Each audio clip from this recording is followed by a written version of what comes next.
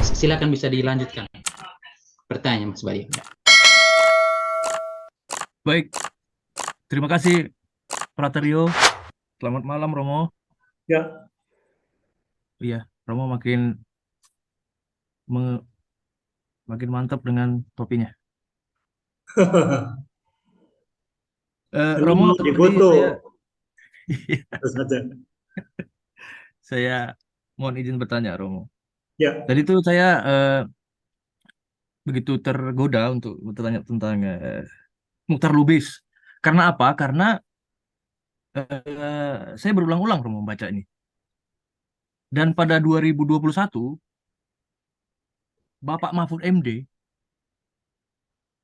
mengambil ini, mengeluarkan lagi tulisan Muchtar Lubis ini sebagai salah satu akar bangsa. Masalah gitu ya. Nah, yang menariknya, setelah Pak Muchtar menulis ini, itu kan ada sejarahnya. Beliau sedang dalam perjalanan dari Perancis dan melihat orang membicarakan Indonesia begitu menyeleneh gitu, yang saya tahu kesannya begitu. Dan kemudian dia begitu marah, tapi lama-lama dia berpikir mungkin ada benarnya juga. Biasa wartawan akhirnya dalam kekesalannya meneliti gitu. Lahirlah itu yang dibacakan oleh Taufik Ismail di Taman Ismail Marzuki. Nah, 2014 ada seorang arkeolog dari UI bernama Ali Akbar. Dia penasaran akan hal itu. Dia melihat masih relevan nggak itu. Lalu dia melakukan research, dia seorang dosen di UI. Nah, dia melontarkan 10 pertanyaan kepada responden dan hasilnya ada yang mirip tapi ada yang bertambah. Kalau yang sebelumnya kan 7 ciri itu hipokrit, nah, munafik, ya, lain di muka, lain di belakang. ya. Yang kedua segan dan enggan bertanggung jawab atas apa yang telah diperbuatnya, diperlakukannya. Yang ketiga itu Saya berjiwa hanya feodal. sekedar menjalankan tugas. Iya, Kalimat berjiwa yang feodal itu itu, kan dia ya, tidak. berjiwa feodal itu artinya suka membuat orang yang di bawahnya itu tunduk sama dia, supaya ABS. Ya, Percaya tahayul yang keempat, yang kelima hidup lebih banyak berdasarkan naluri, ya. dan enam berwatak lemah, percaya tahayul. Nah, yang baru, yang bertambah yang baru itu adalah korupsi, malas, ramah terhadap orang asing, tapi ada sekarang jiwa rendah diri atau inferior, boros, suka meniru. Saya sedih karena lama-lama kok nggak ada yang bagus ya gini gitu di bangsa Begini, ini. ya saya Nah, itu potong. aja Romo. Pertanyaan saya, sementara kan kita Romo selalu menekankan di mana-mana saya ikutin cerdas pendidikannya dan jernih nuraninya adalah syarat untuk bisa menyusun sistem. Ya, Kalau kita betul. pinjam Hannah Arendt itu kita harus bisa membangun gerakan bersama menghadapi Ya, sistem yang betul. korup ini, gitu. Ya, betul. Nah, bagaimana bisa muncul seperti itu dalam kondisi yang makin buruk ini?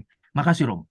Ya, ini pertanyaan yang kritis dan bagus sekali. Jadi saya praktekkan juga di UI untuk yang pasca sarjana itu sudah dalam fase pertama. Pertanyaan itu kita susah karena setiap masuk sistem itu selalu diuncang keluar. Jadi orang yang tidak korup itu akan ditarik keluar, dikeluarkan. Tapi saya lalu mereka temukan sendiri, lalu masa nggak bisa 5 orang yang kamu kumpulkan satu semangat bersih itu. Akhirnya bisa. Sekarang dalam fase adalah memberi footing. Yang saya ingat itu dulu almarhum Ali Kostar itu ke sana untuk kelompok-kelompok itu. Jadi supaya tidak langsung diusir oleh birokrasi, itu harus ada 5. Kalau salah satu BT masih ada 4, ya kan? Kalau salah 2 BT masih ada 3. Ya. Masa semuanya BT? Kan nggak bisa. Jadi saling meneguhkan untuk tadi melawan sistem yang korup itu. Dan itu terjadi. Ya. Tapi syaratnya adalah gerakan, gerakan, dan gerakan. Dan ini setelah COVID saya amati, kita sudah dibuat di rumah, ya kan? Jadi daring ini membuat kita di rumah saja. Jadi yang dulu ada gerakan itu terhenti. Belum ditambah kesulitan hidup, yaitu pinjaman uang atau uang untuk melanjutkan hidup. Ya. Nah, ini sekarang sedang dalam fase yang mereka dalam gerakan itu masih survive. LSM coba sekarang habis semua. Ini yang mengandalkan bantuan itu habis. Tapi yang mandiri masih bisa jalan. Nah, saya melihat kalau gerakan itu adalah dari bawah, ya, sekecil apapun akan bisa bergerak lebih lanjut karena dia tidak dituntun dari atas, tidak dituntun dari dana, tidak dituntun oleh mereka yang memberi dana itu. Itu nomor satu. Lalu nomor dua yang saya lihat ini filsafat kekritisan kita itu kan kurang lebih milik elit. Nah, supaya tidak menjadi elit, harus ada 1, 2, 3 orang yang bersama-sama mendiskusikan seperti Anda sekarang ini. Ya, circle ini kan sebenarnya ke sana. Makanya saya mau tuh, saya sudah tidak mau diundang misalnya Metro TV. Padahal dulu selalu bicara itu. Itu sampai diundang dari orang yang paling saya kenal. Saya tidak mau. Kenapa? Karena politik sudah jelas. Mendukung siapa? Kepentingan siapa? Itu. Bukan kepentingan peradaban, itu. Ya, bukan kepentingan pencerahan, bukan kepentingan pencerdasan, gitu. Itu saya tolak. TV manapun yang tidak mengarah ke pencerdasan, saya tolak. Tapi kalau saya disuruh nulis, ya kayak tadi, tugas menafsir adalah maknai. Saya kumpulkan buku yang penting itu.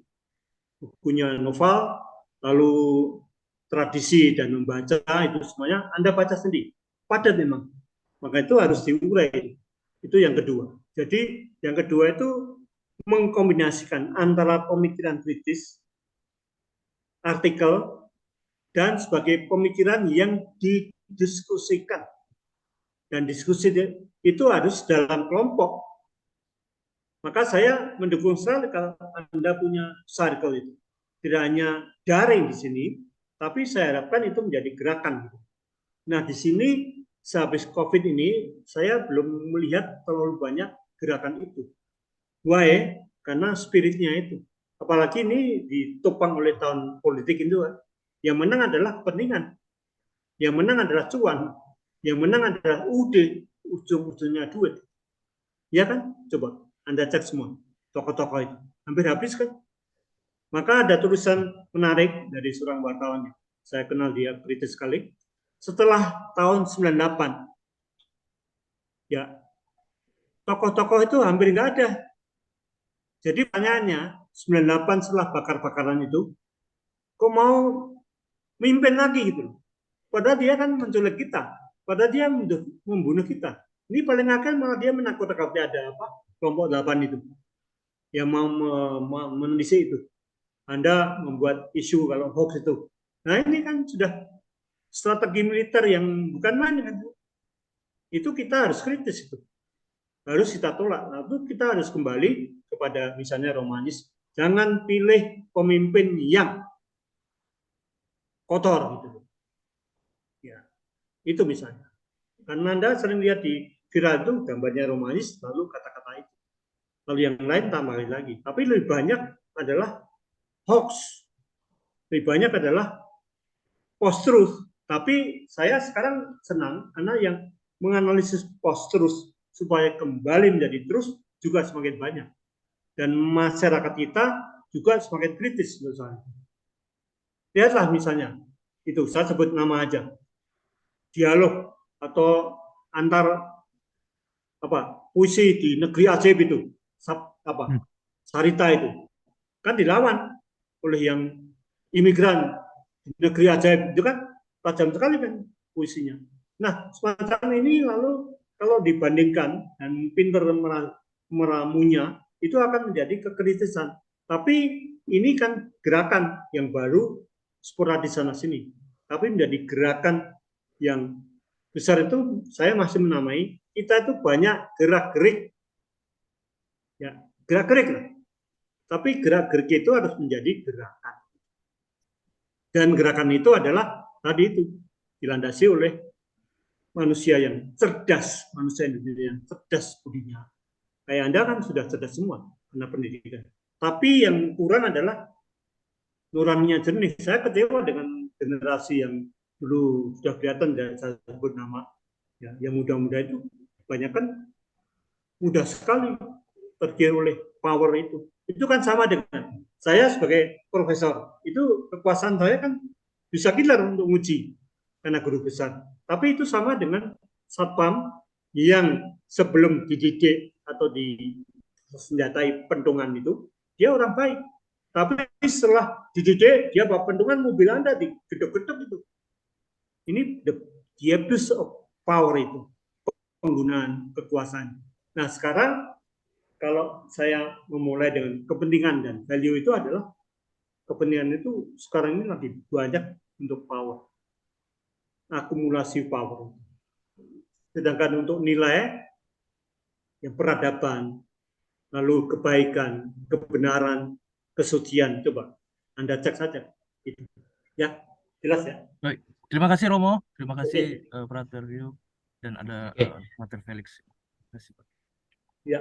Oke, terima kasih. Romo, sekarang kita masuk ke pertanyaan yang kedua ya Romo. Ada Ya, Bapak Christian T. Setiawan yang sudah resen dari tadi. Silakan Pak Christian.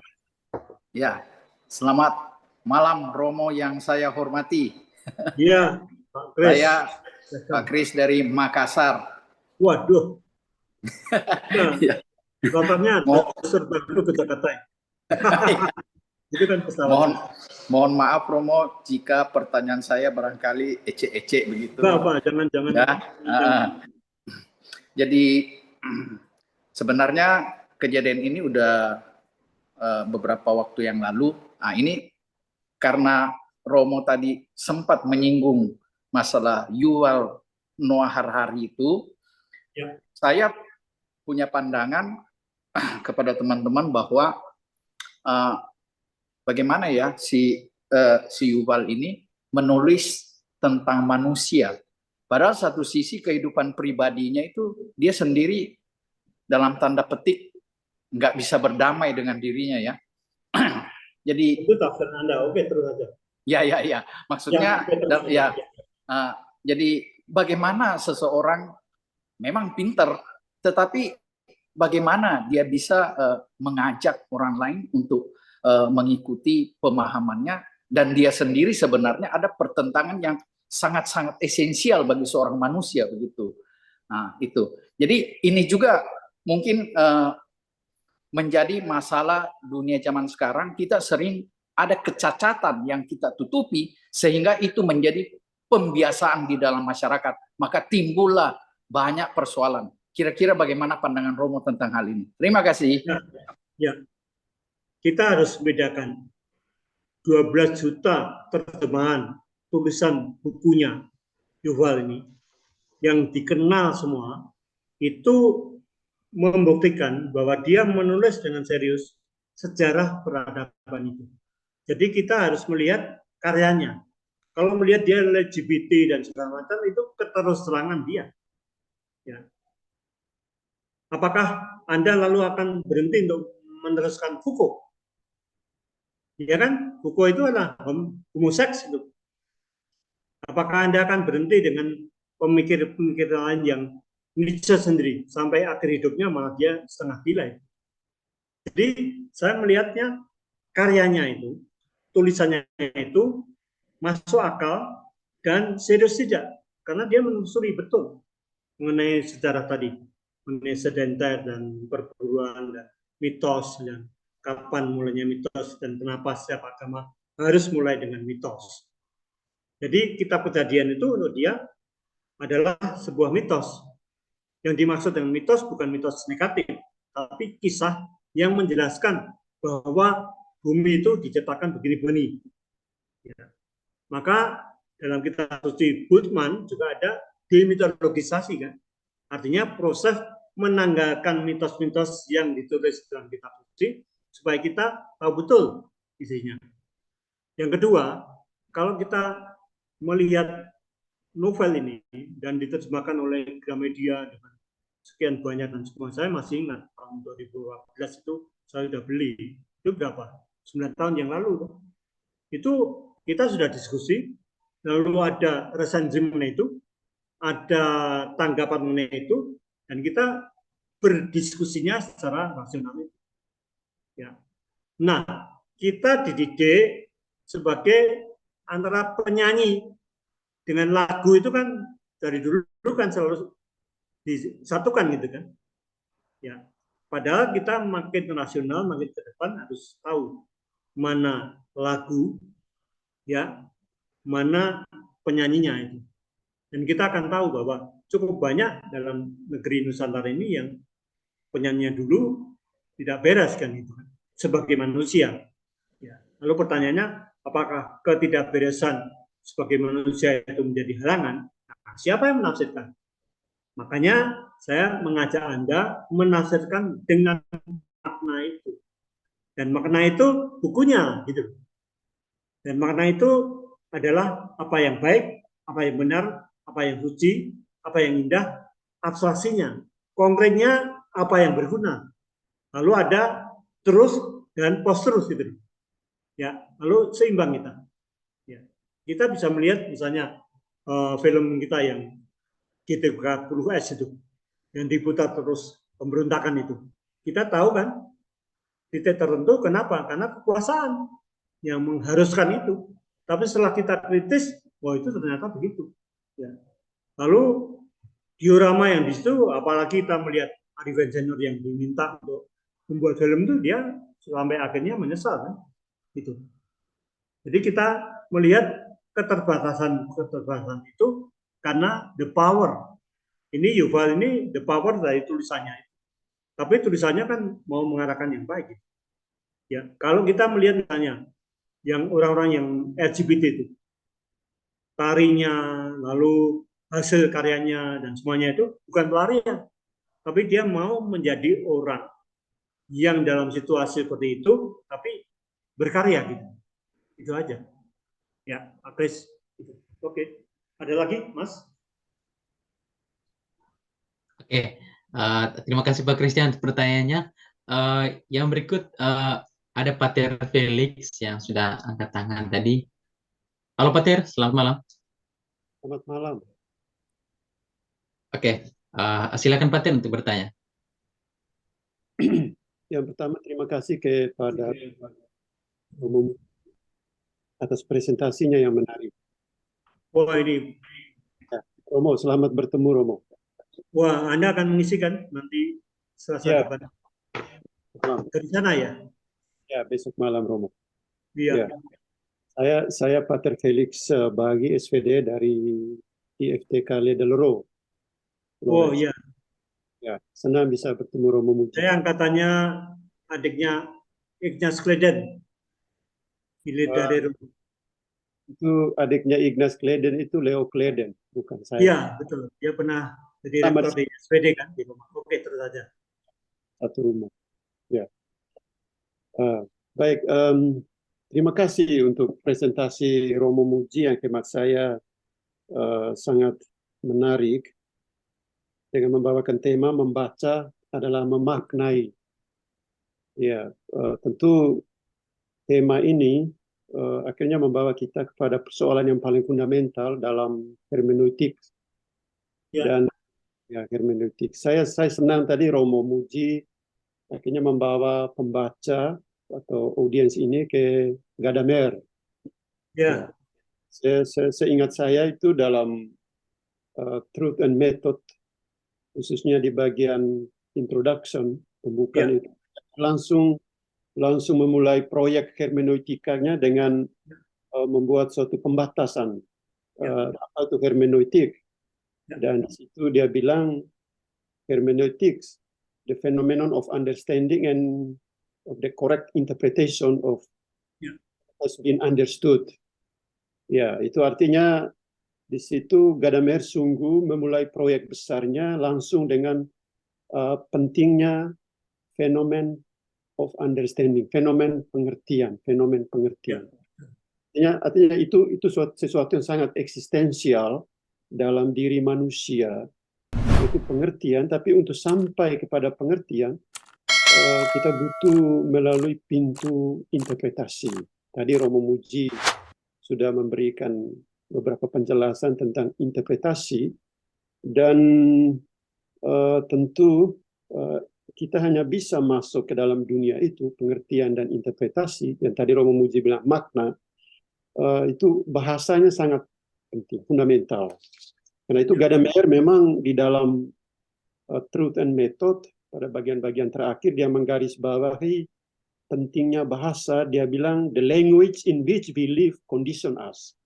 Bahasa di mana kita pakai, bahasa yang kita gunakan, bahasa itu mengkondisio, memberi kita kondisi, memungkinkan cara berada kita. Karena itu tadi Romo Muji menyinggung tentang bahasa Indonesia, karena bahasa itu pintu masuk ke dalam realitas budaya. Ya. Dan saya senang bahwa Romo Muji sungguh menggarisbawahi ini sebagai bagian penting dari hermeneutika Gadamer, tentang pentingnya fenomen pengertian itu sebagai hal yang sangat fundamental. Tapi di situ memang Gadamer membawa kita, dia tidak jauh dari Heidegger tentang analisa temporal tentang human design, Dasein. Cara berada manusia di dunia, itu cara berada yang terbuka kepada horizon, ada banyak kemungkinan, dan bahasa mengkondisikan manusia. Tapi bahasa manusia itu dinamis, terus berkembang. Di dalam bahasa Indonesia ada ejaan yang disempurnakan. Bahasa daerah juga terus berkembang, karena manusia itu dinamis. Nah, persoalan di sini, akhirnya kita sampai kepada kebenaran. Apakah kebenaran seperti tadi yang dirumuskan itu dalam konsep-konsep klasik tadi tentang adequatio res et intellectum atau fungsional dan lain-lain.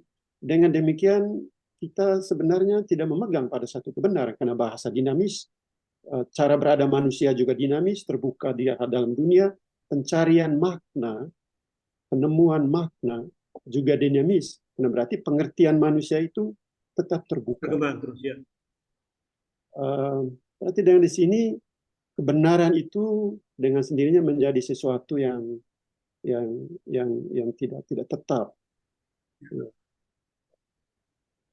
Secara filosofis memang dalam interpretasi teks atau interpretasi simbol atau interpretasi tanda-tanda kebudayaan atau apa saja, kita harus tetap terbuka menemukan makna dengan inspirasi yang tetap kaya. Jadi membaca berarti memaknai, berarti juga kita tetap terbuka terhadap banyak hal yang tentunya kita akhirnya tidak menemukan apa-apa. Atau bagaimana menurut Romo Muji? Terima kasih, ini komentar.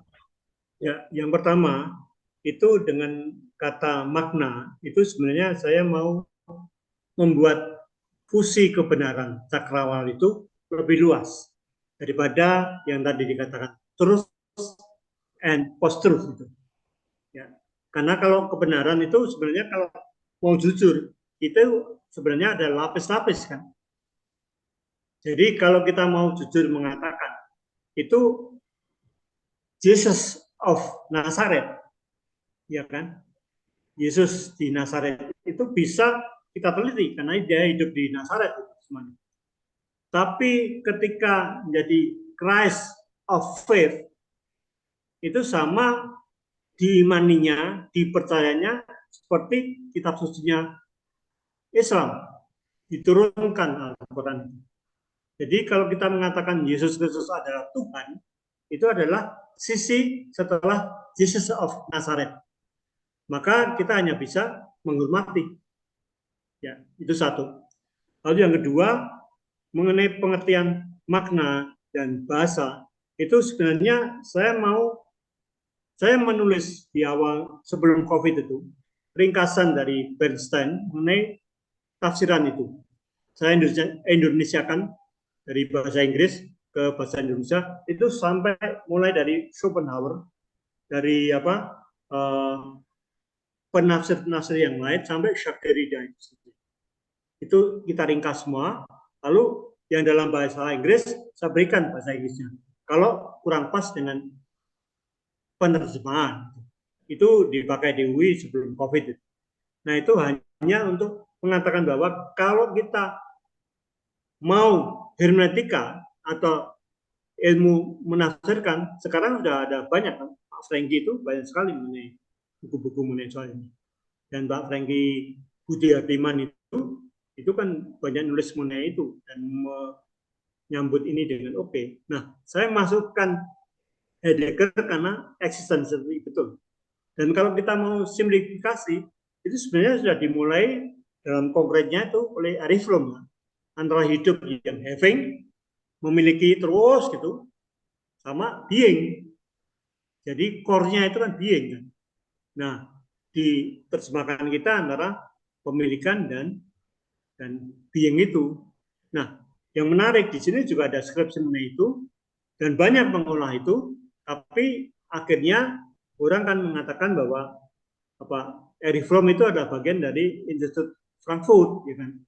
Dan Institut Sosial Frankfurt itu kan sebagian anggotanya kan agak menyingkirkan Erich Fromm itu yang kedua. Jadi kalau saya melihat pentingnya bahasa, dan di sini kalau Romo Felix itu kenal dengan Opa Pura, dia menulis buku bahasa bagus sekali. Dan bahwa dari segi syaraf kita untuk berbahasa itu bisa menyembuhkan kita untuk hidup sehat.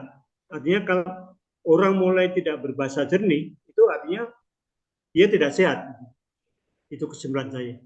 Jadi yang ketiga, yang keempat itu lalu akhirnya memang harus ditawarkan pada ini semua, apakah kita mau nyoroti mengenai hermeneutika dan tokoh-tokohnya, atau kita mau seperti ini.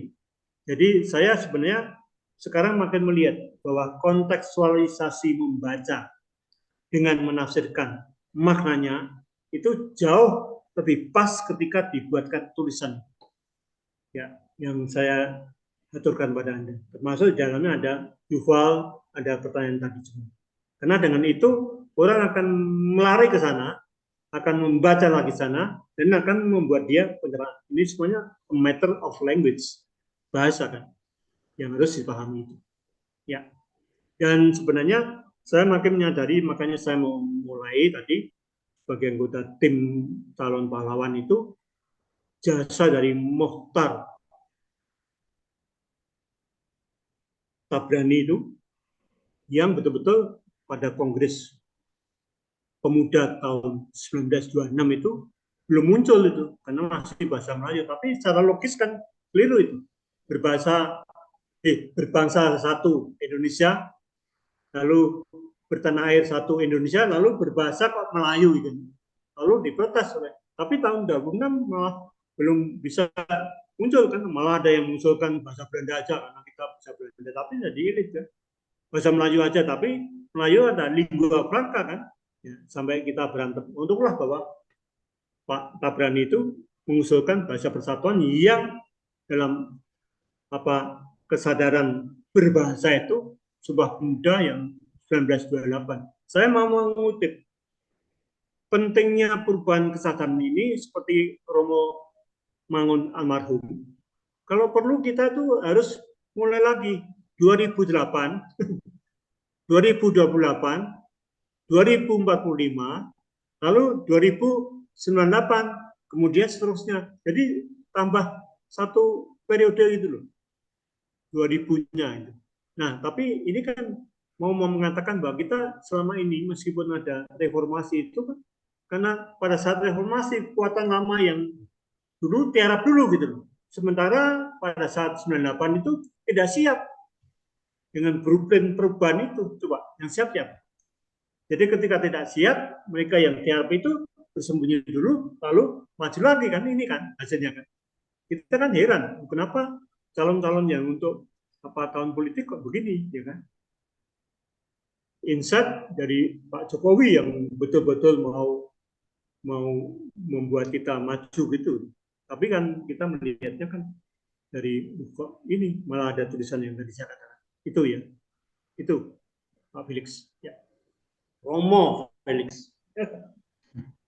Oke. Terima kasih Romo Muji. Mungkin ada tanggapan dari Pater Felix? Romo, terima kasih untuk penjelasannya. Memang bahasa, ya tadi Romo bicara tentang teks. Teks itu, ya teks dalam hermeneutika, teks itu adalah karya wacana yang dimantapkan. Ya, tuliskan. Teks adalah karya wacana yang dimantapkan. Artinya sebuah karya itu memiliki jenis literer tersendiri, gaya sastra dan lain-lain. Wacana itu kan sebuah diskurs, berbicara tentang sesuatu pada orang lain yang menggunakan bahasa lalu ada timbal balik. Sedangkan pemantapan jika terjadi pengertian timbal balik antara saya dengan rekan bicara. Nah, di situ kita sampai kepada understanding tadi Gadamer maksudkan. Tapi apakah makna hanya bisa didapatkan lewat teks, lewat narasi, lewat bahasa? Padahal tindakan yang tidak dinarasikan juga bermakna, Romo. Perbuatan manusia yang tidak dibahasakan itu juga bermakna.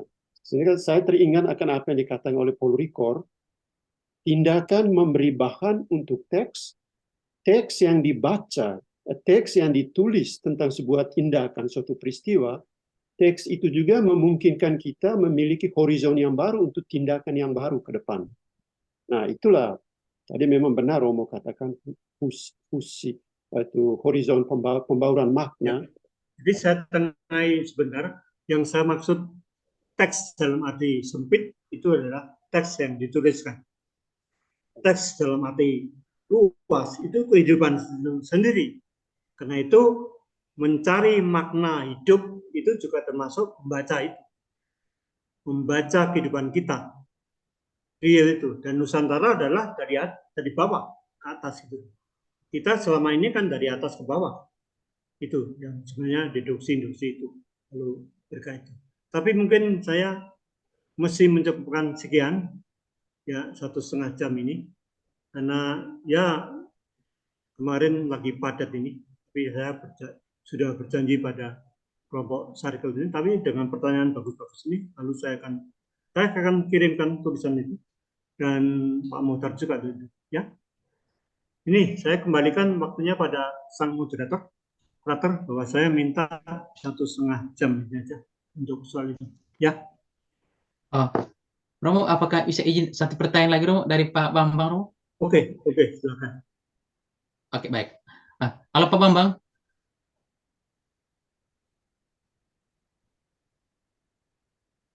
Halo Pak Bambang.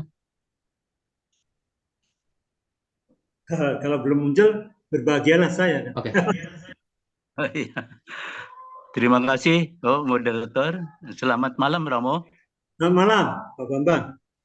Ya, tadi di depan Romo menyinggung mengenai kemerdekaan itu adalah anugerah. Ya. Dan dengan anugerah itu supaya berkehidupan kebangsaan yang bebas, maka dengan ini rakyat Indonesia menyatakan kemerdekaannya. Ya, jadi yang betul. menyatakan kemerdekaan itu adalah seluruh rakyat Indonesia. Betul. Ya. Tapi sampai sekarang ini sudah 78 tahun merdeka, ya. Bahwa kehidupan sehari-hari ada misalnya dari hukum itu keadilan, tapi di masyarakat tidak ada keadilan. Kesejahteraan di dalam masyarakat juga tidak ada kesejahteraan.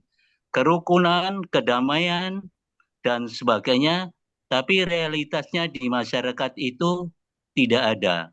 Terutama adalah masyarakat yang minoritas, kemerdekaan itu masih sulit untuk merasakan dan menikmatinya. Kira-kira menurut Romo, sampai kapan kemerdekaan ini bisa dirasakan oleh seluruh rakyat Indonesia? Terima kasih, Romo. Ya, tanggapan saya yang pertama, itu kategorisasi minoritas dan mayoritas itu hanya sosiologi saja.